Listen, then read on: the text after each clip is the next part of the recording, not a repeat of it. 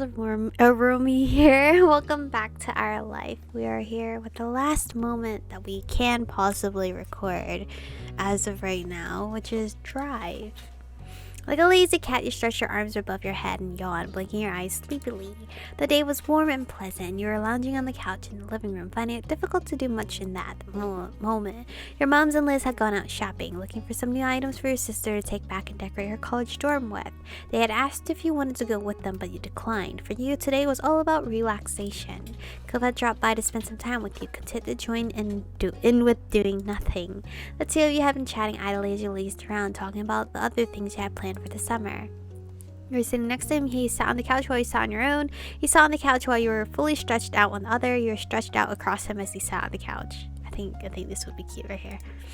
You had your feet propped up on one of the armrests and used Cove as a comfy cushion beneath your head, totally settled in. Cove was tense, his legs almost as stiff as two logs. That made things not as comfortable as you had hoped for.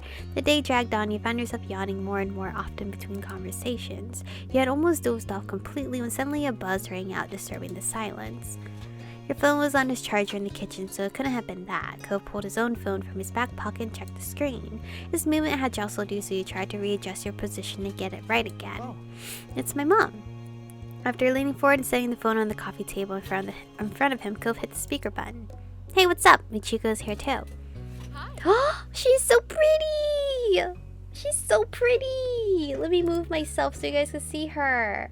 Oh, look how pretty she is. She's so pretty. Hi, Cove. Hello, Michiko. You made a small noise in response. Hi, Kyra. Hey, Mom there. Mom 3. Mom 3, not Mom there. You're interrupting our very important do-nothing time, you know? No, I think I would say her name. No, I think Mom 3 would be cute, actually. Hey, Mom 3. You knew your forwardness was making Cove regret putting it on speaker, but you're alright with that. Cove, baby, I wanted to ask you if you have a plan for all your junk. Cove made a small, outraged grumble, giving you a sidelong glance. That's not junk, it's important. Though you couldn't see it, you could tell by the sound of her voice that Kyra was smiling. But is that a yes or a no about the plan? He looked over at you, his mouth pulled into a tight smile. I'm still thinking about it. Michiko? I'm gonna take the phone off speaker so me and Mom can go over this. It'll be quick. Cove carefully moved you off him and took the phone from the table before pushing himself to his feet. He hit the speaker button again to turn it off and continued the conversation with his mom as he headed towards the door. The lock clicked behind him as he exited the house, and he sank back onto the cushions, idly trying to decide what to do next. After electing to grab your own phone from its charge, you resumed your position on the couch, tapping away at the screen. Your mind drifted away from thoughts of Cove and his phone call with all the many ways your device could distract you. It was an effective enough way to kill the time, and you had managed to do various little things when the door opened again and Cove returned. Hey. I hope you managed without me. Cove, what are you trying to say, huh? You saying that I can't live without you for like 2 seconds? You watch as Cove strode over to where you're still sitting. So, good news or bad news? He sighed dramatically and let his forehead fall against the couch back, his ponytail flopping forward all over the front cushion. I know I just came back from visiting my mom, but... well, last time I flew there, every time I just fly there and back, and so there's a lot of stuff I've left over there because I couldn't take it all with me on the plane. Now that I'm not going to be visiting her like I used to, I'll have to go get it at some point. It gave you a look that you thought seemed almost guilty. Some of it is pretty big, so it's not really practical to have it shipped. I can drive over and pick it up. When will you go? That's what my mom wanted to know. She thought it'd be best to do it soon, before things get even busier. He paused and let out a soft sigh, his shoulders dropping, as if he really didn't want to be the one to have to tell you that. I think that's probably the idea that makes the most sense too. It'd be good to get it over and done with. I'll be setting out as soon as I can. Oh, another trip already then. Oh, this is why we're sad. Or why he's sad. He sighed and dropped his head again. You could tell he wasn't any happier about having to go than you were about seeing him leave. It's no big deal. Fine. Fine! Are you just trying to get away from me? You didn't know what to say? It's no big deal. You're just going to get your stuff and you're coming back. The quicker you leave, the quicker you'll come back, right? Yeah. Looking up again, you met his bright aquamarine eyes, finding a sad smile tugging on his lips. Oh. Suddenly his eyebrows jumped and his eyes lit up like a lamp. You could come with me. What? You should come. My visits to my mom's are usually special, so she and I can spend time together, but this time it's not like that. It's an errand. My plan is to drive out one morning, spend the night, and then we can pack up the car the next morning and turn right back around. It only take 2 days for the whole thing. Wait. Wait, 2 whole days? Where are we living? Are we in Cali? And she's just in Nevada, right? Technically he's not wrong. But like, if he was that close to begin with, why didn't I just... Well, then again, I shouldn't just go visit him when it's like mother and son time. You thought to yourself for a moment, amused by Cove's excitement. Are you sure it'd be okay if I go? I mean... Yeah, why not? I probably could use the company. It's a pretty long drive for one person. A sprinkling of color spread over his cheeks as he admitted quietly. And I'd just really like to have you around. If you insist. Plus, you'd have a chance to see my mom in person. I know she'd be happy to see you again. You bounced on the spot as you radiated excitement. When should we leave? I'll have to let my moms know, but as long as we've got nothing else important on the days we pick, then there's no reason I wouldn't be able to go. Cole's face brightened, and you were sure the prospect of having a travel buddy made the task seem less tiresome. I'll call my mom back and tell her. We can pick a time right now. You spent some time together going over your schedules and making plans for when you could take the trip. You needed to fit it in around Cove's work schedule, which he brought up on his phone to double check. Luckily, it was only a 2-day trip, so finding a couple free days in a row was impossible. It wasn't long before the dates were finally set, and the plans were made. You're excited for the trip, you're content with the plans, you're nervous, you're feeling unsure. No, I'm excited.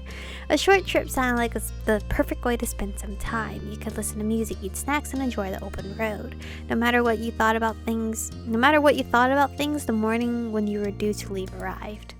It was cooler than usual, sun barely peeking over the tops of the houses. You stood outside your house, on the footpath near the road, waiting for Cove. You were feeling refreshed after a good night's sleep and an early wake-up. With your traveling bag clutched in one hand, you watched as Cove finished packing up his car. He had organized all sorts of things, water bottles, snacks, and who knows what else. Cove insisted he had everything under control and didn't need help. At least you could rest easy, knowing that it was all taken care of. As you waited, you glanced over Cove's car. You knew it well. It used to belong to Mr. Holden, and when Cove had learned to drive, it passed to him. His dad had taken the opportunity to get a newer one. It was pretty old at this point, but it had served both of them well so far. You just hoped it had enough life left in it to survive a trip as long as the one you were embarking on. The slam of a door closing made you jump. You snapped back to focus and saw Cove was walking towards you. He dusted his hands off on his pants and tilted his head towards the car. That's it. Ready to go? Yeah, I'm ready. He smiled and stepped aside, giving you space to situate your own bag where you wanted it. Once everything was safely inside, he glanced back at you. Alright. We should get started. It's gonna be a ways to go. You gave him a high five, you hugged it. Oh, the constant hugging. He seemed surprised, but he chuckled and returned the gesture. It couldn't last for long, though. Time was of the essence. The two of you climbed into the car and buckled up, Cove in the driver's seat and sitting shotgun. His eyes moved to you. Thanks again for coming on this trip with me. Hey, I'm doing this for me too. It'll be fun. After checking the mirrors and starting the engine, you pulled out of the driveway and the trip began. With a small smile, you got cozy in your seat and watched the familiar houses in your neighborhood pass by. Cove reached over to turn on the radio. Its crackle was static, mixed with the odd snippets of song filled the car as he flipped through the station. Mr. Holden's car was in good condition, but it was, well, older. There was no way to plug in a phone to play music, so the radio had to do. Eventually, he settled on Top 40 station before sitting back and resting both hands on the wheel. Is this okay? Yes, you know what I like. Yeah, it works. He nodded. Can I change it? I'd rather have it off. No, I think he would know what music we would be into, so how could I forget? You smiled happy with the answer. Time flew by, and with it, the scenery outside your window became more and more unfamiliar. It was a little fluttery, being alone in the car with Cove for so long. There was nowhere else you would rather have been. Every now and then, you'd look over and stick a glance at him, wondering what he was thinking about. Eventually, Cove broke the silence, clearing his throat softly before he spoke. It's been too long since you and I have spent time with my mom. I know she still comes to the neighborhood sometimes, but it's not even once a year. I'm always going to hers. I'm happy the two of us are doing this. Yeah, me too. But speaking of your mom and trips, remember the time she took us that crazy drive all across town? He shook his head at the memory, his laughter clear and bright. Oh, I remember. I kept worrying about papers and shoes while you were having a blast. It was an amazing night. I wonder what I was thinking. Sheesh, I was dumb. No, that was an amazing night. He smiled quietly to himself, clutching the wheel a little more confidently. With the crinkling of his eyebrows, a look of nostalgia crossed over Ko's features. Mom always knew how to make things memorable. I can't deny that. The silence slowly crept back into the space, both of you thinking back on that night and all the memories you had of it. Your elbow resting on the windowsill, you gazed out at a world that was slowly coming to life as the morning rolled on by. The sun climbed higher in the sky, forcing you to adjust the visor overhead to keep it out of your eyes. Hey, do you mind reaching back for me? Ko gave you a sidelong glance as he drove, indicating with a nod of his head and a tiny smile. I want some chips, the salt and vinegar ones. I don't know how you can eat that. You didn't have a comment on the selection. That's great flavor. It's not a bad flavor, but it's not great either. I'm not gonna comment. Stretching out the seatbelt to give yourself space, you twisted in your spine, reached into the bag holding the snacks. It took a bit of effort to sort through the collection of goodies stuffed inside, but eventually the bag of chips crinkled beneath your fingers as you pulled them out and sat back in your seat. Here. Thanks. Do you mind opening it? His eyes lit up at the prospect of the snacks, so you shook your head in amusement, popping the top of the bag. You poured a few chips into his hand. You held the bag open back towards him. Oh, want me to feed them to you? I always feed food for Tyler. So his eyes widened, the hint of a blush creeping over his cheeks, but he steadfastly continued to face the road. No, that's okay. Can you just pour a few in my hand? Yeah, sure. Thanks. Cove held out one outstretched hand. You did your best to have the chips fall into his palm, but some did end up on the floor. After that, you rolled up the top of the bag and stowed the chips safely in the back again. When you turned to the front, it was to find Cove crushing the fistful of chips into his mouth, crunching loudly. He wiped his hand on his pants absentmindedly. He still does that. That's so fucking silly, because he does that a lot when he was a kid, where he would just like rub it. Cove, that's so dirty. Don't do that. Before gripping the wheel and spilling crumbs all over the place. You're like a little kid. You laughed at that. How can you eat that much at once? I'm impressed you had no reaction. I think I would laugh, because I laughed earlier. You couldn't stop the amused sound that escaped you, and when Cove raised a questioning eyebrow, you simply shook your head. The hours drifted by much the same way as that, with the two of you snacking and chatting as the day stretched on. It was fairly calm and quiet, traveling along the open road, and you found little in the way of interruptions. At one point, you passed a Welcome to Nevada sign, and Cove gave a tiny cheer. He was in disbelief that the two of you were seriously all the way in another state like this. Okay, so we were like in Cali. Eventually, you had to stop for gas and made a detour at a small diner to grab a proper meal that didn't consist of chips and candy. After refueling both the car and your stomachs, the drive was back on, just as the sun began dipping beneath the horizon and bathing the sky in a wash of orange light. Cove informed you that there wasn't too much longer left to go. You're almost there. You took shifts driving through the trip. You hoped Cove stay alert while you drove. I feel like we should take shifts. The route was fairly straightforward, and you had enough practice with driving to feel comfortable doing so. When the night eventually fell on the blink of darkness, the drive finally came to an end. Cole pulled into the parking lot of Kyra's apartment building, the glow of the car lights disappearing as he turned off the engine and let out a heavy sigh. We made it. We're here. The two of you exchanged tired smiles, having successfully and safely completed one half of the trip. You were relieved to have actually arrived and eager to get out of the car and stretch your legs. You took the stairs up to the building together. After a knock, you were abruptly met by a flash of green hair as Kyra opened the door and Millie took her son in her arms. Oh, it's so cute in here. There he is, my gigantic baby boy. Aw, her outfit's so cute. Kyra has turned even more beautiful than okay. Just squeezed in for a moment and then pulled back so she could examine his face. Are you even taller than the last time I saw you? Jacob gave her a fond look as she patted the tops of his shoulders proudly. You say that every time I'm here. It doesn't even make sense right now. My last visit wasn't that long ago. Kyra simply laughed before letting him go fully and ushering the two of you into her apartment. Then she turned to you, a wide grin pulling at her lips. Michiko, it's so nice you came along with, and as a bonus, you've both arrived in one piece. It's good to see you, Kyra. It's been too long. Kyra beamed at you both, and while you would have loved nothing more than to settle down and rest after the drive, you could see she wasn't going to let you go that easily. How was the trip? I admit I was just a pinch worried. No, we barely made it. I appreciate your concern, but it was alright. You felt the fussing was unnecessary. Let Cove answer that. I'll let Cove answer. It was fine, no problems for us. Kyra clapped her hands together, the bracelets around her wrists jingling. I'm so proud. I can hardly believe how mature you both are. Where did all those smarts come from? Cove ran a hand over his hair with an awkward chuckle. Maybe I got some from my parents. His mom looked up at him deeply, her eyes glistening as she shook the sentimentality off with the wavering hand. You had to be half asleep already, huh? I don't want to keep you up much longer. Early morning and any woozies. How do you want to deal with the sleeping arrangements? I've got only my own room and Cove, so the living room couch isn't bad. You keep your bed, Mom. Chico can use mine. I'll sleep on the couch or the floor. Whatever's easiest. It doesn't matter for one night. Kyra laughed out loud, startling you both. You raised an eyebrow at her outburst, giving her a quizzical look. Oh yeah, you just stay on the floor. You couldn't handle that much back when you were 13 with both your parents in the room. In the RV! Right? The RV? Cole blushed dark red and gaped, completely unprepared for her to pull out that embarrassing moment from the past. Mom! You blushed and laughed it off. He had a long day. It's cruel to use the poor boy so late, even if it's true. She's right. That's totally what you do. You're annoyed. She knows he's sensitive. It was uncalled for. You put a hand on Cove's arm in a show of support. I think I would blush. Was it really necessary to talk about this? I'll take the floor, sleep on the couch in the living room. Thank you for letting me have the bed. I'll sleep on the couch in the living room. Cove shook his head, dismissing the idea immediately. You're the guest. I don't want to take your bed.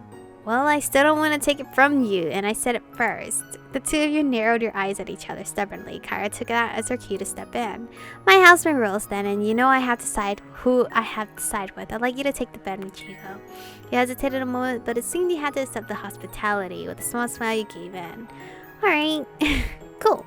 So... Would you be okay with me sleeping on the floor in the room? I'd rather be there than out in the open the living room, even if there is a couch. Yeah, you could sleep there. Kyra giggled softly, drawing your attention back to her. All funny stuff aside, you need to get some sleep for tomorrow. Seems like you're setting yourselves up to not get any. I know that sounds really captious, but I'm a mom. Captious? I have to say these things. Come on, we're not little kids having a sleepover. We're responsible adults, right, Michiko? Yes, very responsible. No, we're not. Well, I am. Cove, though? Cove is, though I can't say the same for myself. You simply smiled at him. Maybe you should sleep in the living room after all. Let's just smile at him. I'll leave it at that then for now. Just remember that the walls are thin in this apartment. Yo, Kyra, we're not doing anything. If you can't settle down and sleep, I might have to separate you. We'll be good. Perfect. Kyra clasped her hands together, her bracelets softly tinkling against each other again. It's only getting later, so I better let you prepare for bed. She nodded towards the hallway and gave you a small smile. I'll play hostess for a sec and show you where the bathroom is first, Michiko, and where you'll be staying the night. Thank you.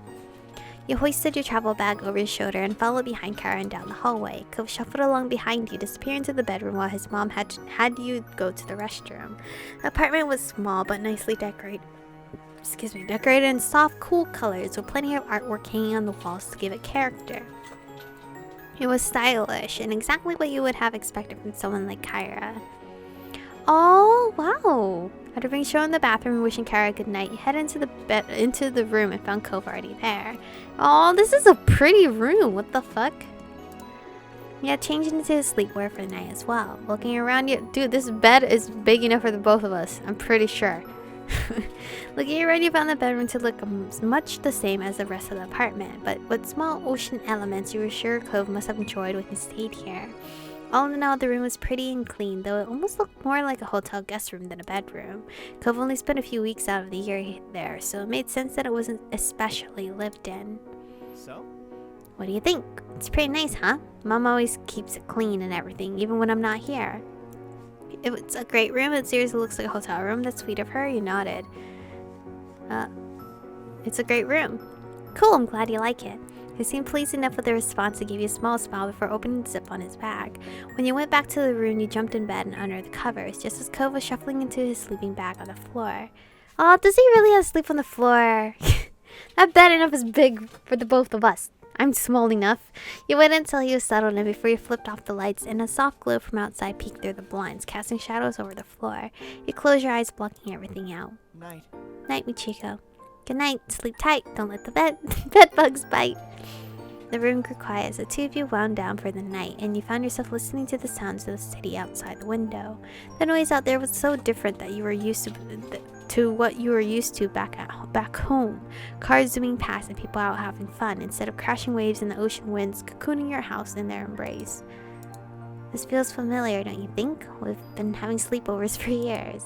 Komomo quietly wrestled in his bedding, turning his face towards your location. Right? It feels like I've had this view so many times, looking up over at you tucked into bed. He trailed off a little and you assumed he was drifting off to sleep, too tired to continue the conversation. But then, as if the switch had been hit, he sprung up, startling you as he shot upright in his sleeping bag. Wait a minute. Why am I always on the floor? Cove, listen. What? You raised your eyebrows at him through the dark. The time slipped over at your house, you got to stay in your bed. It was your bed after all. But when it was my family hosting things, Dad always made sure you got a bed there too. The words spilled out from him faster and faster, the pitch of his voice rising as the revelation spiraled. He'd say that you were the guest, so it was only right. No matter what, I've always been the one who takes the floor. Every time. This is a racket. You burst out laughing. I'm sorry, I didn't want it to be that way. Them's the breaks. You only just realized that he was right. Shh, don't be so loud, you don't know how to react. I'm sorry, I didn't want it to be that way. You felt really bad about the whole thing, but Cove was too hysterical to listen. My life is crumbling. I can't believe it. This has been going on for 10 years. He stopped suddenly and you could see through the limited light that his eyebrows were angled in disbelief, his brow wobbly in shock. That's how it is in my family. My moms have always thought that it was more fun and comfortable for the guests to use their own sleeping things rather than a stranger's bed. And in my family, the guest gets the bed, but because it's good to make sure your guest has a proper place to sleep. We were opposites all along, but I never even thought about it. When it looked like the situation was going to stall there, Cove sighed suddenly, his shoulders slumping in his sleep-addled defeat. It's okay. Forget it. It's too late to take back all those nights on the floor. At least I can think of myself as being really considerate. Well, he sounded resigned to his fate, but despite looking on the bright side, he was still pouting. I did offer for you to take the bed tonight, you know. Ko, I feel that you're unhappy. Thank you for making the sacrifice for me, quit being a baby. You went over to him to cheer him up. I always offered the bed though, so it's not like I was being selfish and like, okay fam. You went over to him to cheer him up. Slipping out of bed, you kneeled down on the floor beside him, though he promptly turned away from you and continued moping. That's so cute. You wrapped your arms around him, you fluffed his hair. I think I will wrap my arms around him. He's being so stubborn. Look at him. Look at him. Thinking of nothing else to do, you leaned in and snuggled him into a hug, earning a grumble in response. However, you didn't miss the blush that spread across his cheeks and stained his skin. I really do appreciate what you did for me. Okay, you really need to stop acting like a baby. You said nothing? No, I really do appreciate what you did for me. He made a sound of acknowledgement and you took that as a good sign. With a slight smile, he gave you a playful nudge to go back to bed, which with a small sense of satisfaction you did. With a tired sigh, you flopped back down. I can't make do with the floor, for old time's sake. Some real humor came back to his tone. It's basically a tradition by now. Are you really sure you don't want the bed? Why don't we share? Why don't we share? It's big enough. Michiko. Yo, Cove. Don't make me act up. The bed is big enough, I'm just saying. Look how big that bed is. Cove was perfectly still on his back, his eyes firmly fixed on the ceiling above him. I told my mom I was going to sleep on the floor. He sounded tense, though you hadn't meant for the offer to make him so. There was a perfectly good bed in the room that would both fit in. And besides, you like the idea of having him close. Oh, of course, my girl does. You've done it in the past. Yeah, I know, but it probably isn't the best idea right now. I was a pretty dumb kid. Don't worry about it. You're already doing me a big favor by coming here in the first place. Just let me do this one thing and give you the bed. That's what I want for this trip, okay? Pursing your lips tight, you gave a small nod and admitted defeat. Alright, I'll have the bed. Thanks, Cove. Dude, I would be still stubborn. I would come up with some kind of an excuse. He made a small noise but said no more. With an accepting sigh, you pulled the covers up under your chin and got comfortable. The next day dawned, bringing with it the sounds of birds chirping happily outside the window. You opened your eyes, slowly letting them adjust to the light as you try to recall where you were, and remembering the unfamiliar sight of Cove's second bedroom. You had woken up on your own. You reached over to turn off the alarm you had set. Cove had nudged you awake. I think I would reach over to turn off the alarm I had set. It took you a moment to find the top of the button on your phone and sighed in relief when the noise finally stopped. The sound of Cove shuffling around the room drew your attention, though you weren't surprised. He had always been a morning person. Sitting up in bed, you let out a yawn and stretched your arms above your head. You felt pretty groggy. You felt okay. You were quite refreshed. You felt okay. Considering the long drive the day before and the late night, you were feeling ready to get this date started. Though you weren't as perky as him, his energy was infectious. Good morning. You pulled yourself out of bed, grabbing a fresh change of clothes and your toiletries before heading to the bathroom. After all that, you met Cove back in his room. He was sitting on the floor when you entered, sorting through a bunch of stuff in a box, determining what to bring and what to leave behind. Hey! Hey. Can you pull out the stuff in those drawers? You nodded, though he hadn't even looked up from his task, so you knew he wouldn't have seen. Heading over to his drawers, you started the task, taking out various items and setting them on the ground in front of Cove. Oh hey, look at this! When you turned towards the sound of Cove's voice, you found him digging through one of the drawers beneath the bed. Neat. Here's something I definitely need to bring. Craning your head, you got a better glimpse of what he was holding, an old yellowing book. When he opened it, there was a few dried pressed flowers between the pages. Those had been gifts you had given him for his mom's place, something for him to remember you by and to make his time here less lonely. Aw, that was so cute! He kept them the whole time. You don't have to hold on to those forever. I was only lending you those. I think I'll take them back now, he joked. It's adorable that you care so much for them. You started to feel emotional. Of course you should take them. It's adorable that you care so much for them. He sighed, glancing between you and the items in his hands. They bring back some good memories. A faint blush of color crept over his cheeks and he looked away quickly. It's nice. These are special. It was important having a piece of you with me when we were apart. I feel the same way. That's why I gave them to you. Cove smiled, pleased that the feeling was mutual, but then the expression became more amused.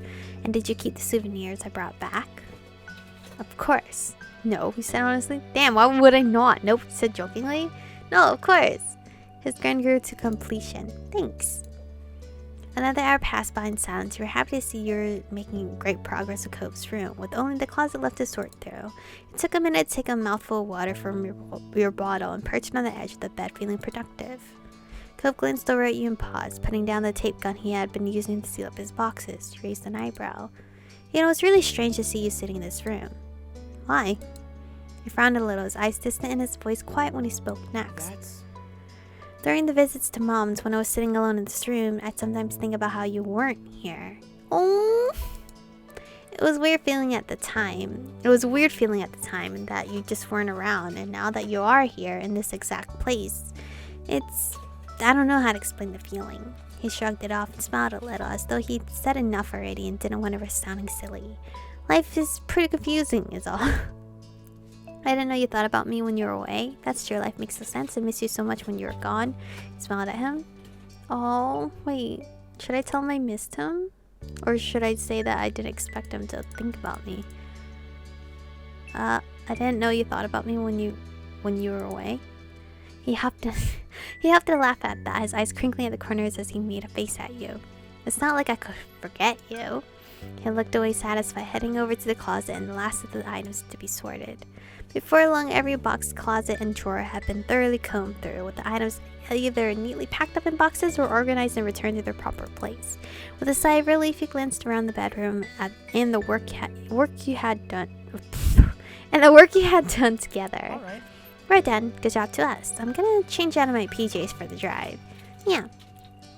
When the two of you headed out into the living room, ready to get everything finalized and hit the road, you found Kyra in the kitchen pouring a cup of tea.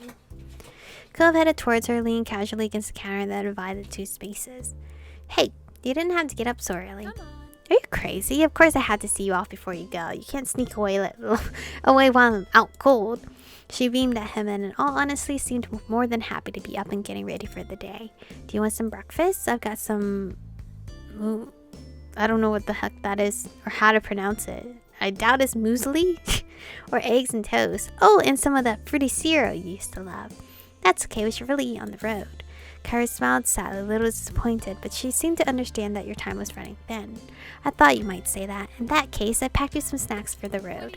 Even if you don't end up eating them, take it anyway, just in case. You can always feed them to Cliff when you get home, and tell him I said hi. Cove laughed and shook his head, knowing his dad would love nothing more than to polish off whatever food Kyra had prepared for you. Thank you. Thanks, Mom. You really didn't have to.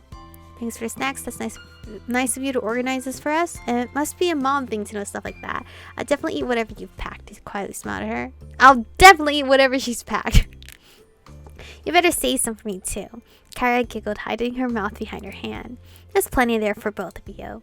She returned your smile with one of her own before putting her cup of tea aside. Well, I'll help you get the car packed.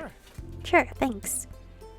The three of you got a move on, taking the boxes from Co's bedroom and heading down to fill the back seat of the car until there was barely an inch of space left in the back and trunk. With all of you helping, it only took a couple of trips to move everything, and you were done before you knew it. Then it was truly time to say goodbye. You convened back inside the apartment, where Kyra looked over the two of you with a quiet smile. It was great to see you both. Thank you for coming.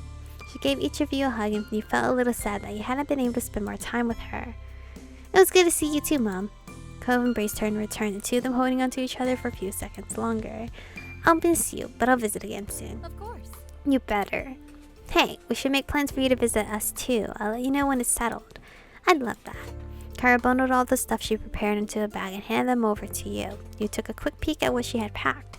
There was fruit, nuts, seeds, hard-boiled eggs, and some veggie sticks. Cool. Oh, good to see we've got some fresh food options now. The snacks I brought weren't. Kyra shook her head at him and let out a soft laugh, as though she wouldn't have expected anything less. I seriously hope you're feeding yourself better than that at home. Yeah, of course, just not on trips. I can live with that, then. She looked over him fondly, her eyes at last focusing on his face and filling with emotion. I'm going to miss you, baby. Me too. Aw. Thank you for letting us come. We'll all be together again before you know it. You don't know what it's to say? We'll all be together again before you know it. I hope so. Kyra put an arm around you both, pulling you in tight to her sides for one final squeeze. Bye. Have a safe trip. Man, this trip was fast as fuck. It felt faster than the road trip in the RV. With the last goodbye, you exited the apartment, though Cove hesitated for a moment in the door, his expression distant. You weren't sure what he was doing, though you tentatively took a step towards him. Everything okay? Your voice seemed to bring him back to earth, and he shook his head to clear his thoughts, his green hair swaying from side to side. Yeah, let's go. With that, the two of you headed back down the car, ready to make the long trip home. Soon enough, you were on the wide open road with a car full of Co's things, and only one destination, Sunset Berg, California. I can't believe my dummy self didn't realize we were in California the whole time. I know it was a beach and all, but like it could have been Florida or something. The drive went as smoothly as could be expected, with the morning slowly creeping into midday as the miles flew by.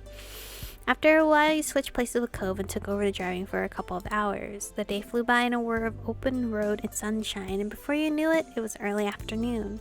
By that point, you had already crossed the state line. Cove announced that he planned a little stop on the way home. He was quite pleased with himself as you arrived at the precipice, the Redwood National Park. Shaded beneath the canopy of enormous redwood trees, you drove along.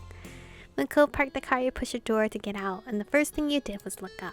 Enormous redwood trees surrounded you on all sides, their massive trunks shooting straight up into the canopy of foliage overhead. There were too many of them to count, stretching on and on as far as you could see. You squinted against the sunlight that was peeking through the leaves and dancing on the paths around you. It's great, right? He smiled at you from over the roof of the car before glancing around the place fondly. Remember the trip our families took here that one summer? It was cool going on a journey and seeing the forest in person, even if we didn't stay very long. And I guess we can stay for even less this time, but oh well. It just seemed like a good time to stop by. Who knows when we'll get another chance. His voice got a little softer at the end. It seemed to be bittersweet for him, being in a place he was so fond of, but not having the time to appreciate it fully. You were pleased to have stopped here. You felt pretty good about being here. Didn't mind either way. You would have preferred not to stop at all. You felt pretty. You were pleased to have stopped here. It was a beautiful place to stretch your legs and take in some fresh air. Thanks for bringing me here. There will be more chances in the future. I promise. It's better than taking a break at a gas station. I'll put up with you for the trees. I'll put up with this place for you. He said nothing about that. There will be more chances in the future. I promise. Cove smiled, shoving his hands in his pockets and dipping his head. I'm gonna hold you to that. The two of you walked around for a while, completely dwarfed by the sheer scale of the redwoods. It kind of put your view of yourself and everything in a strange perspective. It took in a lungful of clean forest air, listening to the sounds of bird song, the cold breeze rustling through the underbrush, taking advantage of the space to move around freely. However you felt about being there, it was a totally different scene than sitting in that old car for hours and hours. You walked closer to Cove. You're feeling nervous, so you kept your distance from Cove. You're more comfortable keeping your distance from Cove. You walked closer to Cove. What the fuck? You seemed tense when you approached, but he didn't move away. Eventually, he relaxed a little, and two of you walked along in a comfortable silence. I say I want Cove to be more like, aggressive with his actions, but I'm still being the aggressor here. Being here again, you couldn't help but reminisce on what else had happened during the trip you had taken here all that time ago. There were a lot of things that reminded you of it recently. You looked over at Cove, who seemed to be lost in the peace of the place, and you wondered if any of it crossed his mind. Smiling at the sight, you thought back on what had been a highlight of that long-gone vacation. You know, we spent the night in the loft together. Elizabeth teased us mirthlessly that trip, remember? Our families were close. Remember how a bird stole your dad's lunch? I haven't forgotten the classic inklet chat. Yo, that inklet chat was the best. But I also like the loft together. That one was cute too. Fuck.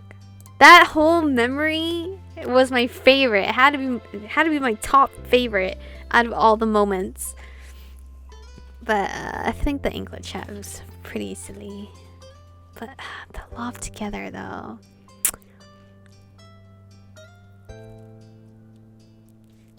The inklet chat.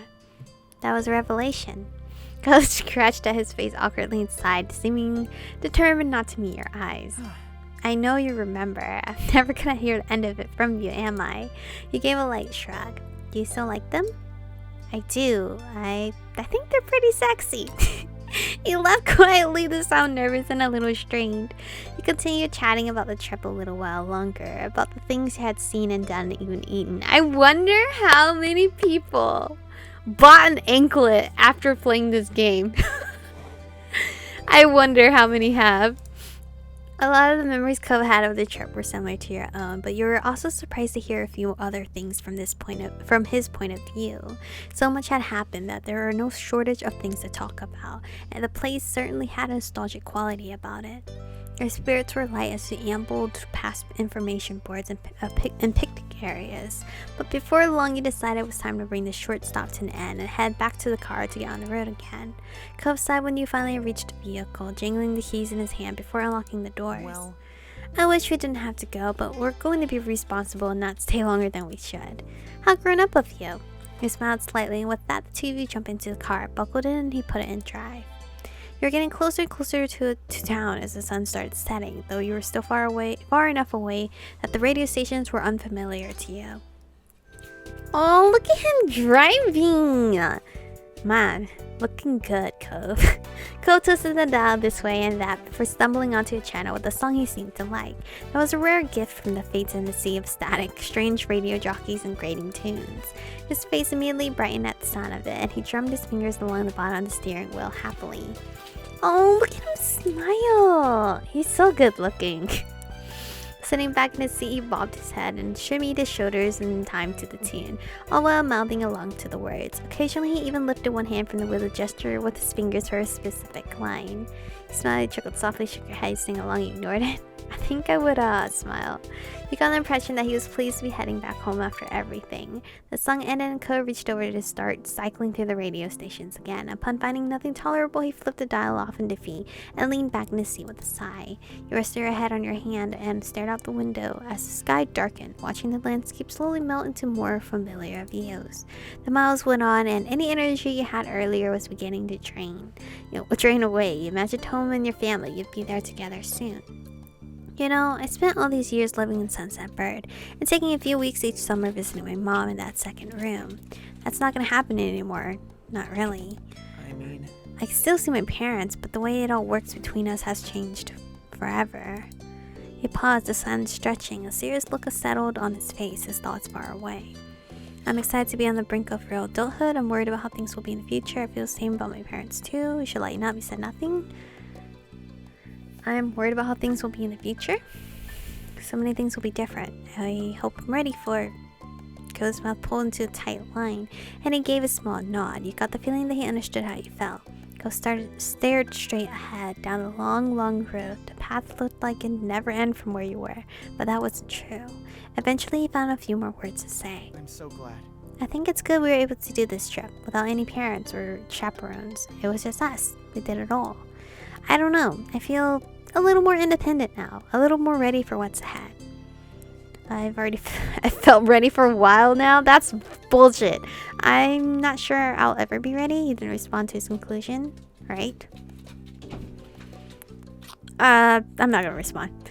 The topic seemed to wear on Ko, but he made an attempt to find something else to speak on. So I'm kind of sad about getting back. I'm gonna miss having you right there tonight. Oh, fuck. Oh, cute. He grimaced, leaned forward, his shoulders tense, and his eyes hyper-focused on the road ahead. I'm sorry, I didn't mean for that to sound weird or anything. It's just nice to hang out. That isn't strange, I can understand it. I mean, how long have we both just liked each other and did not act on it? Ko gave you a small smile, one that you returned, and the two of you fell into a more comfortable silence. The sky outside grew even ever darker as the hours passed by, the stars blinking on like tiny fireflies painted onto a canvas of blue.